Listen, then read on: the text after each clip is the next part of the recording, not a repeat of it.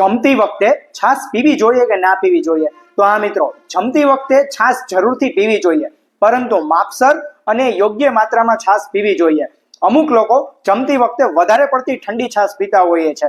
તેને કારણે જે તમારી જે પાચન અગ્નિ છે તે મંદ પડી જાય છે અને તેને કારણે જે પાચન ક્રિયામાં વિક્ષેપ ઊભો થાય છે અને જેથી કરીને તમને લાંબા સમય પાચન તંત્રને લગતા ઘણા બધા રોગ પણ ઊભા થતા હોય છે. સાથે સાથે જો તમારે છાશ પીવી જ હોય તો તમારે જરૂરથી છાશમાં શેકેલું જીરું અને સાથે સાથે અડધી ચમચી સંચર તેમાં એડ કરવું જોઈએ કે જેથી કરીને જે તમારી જે પાચન ક્રિયા છે, જે લીધેલું જે ભોજન છે તે પણ તે સરળતાથી પાચન થઈ જાય છે અને તેને કારણે જે તમારી પાચન શક્તિ છે તે લાંબા ટાઈમ સુધી સારી રહેતી હોય છે.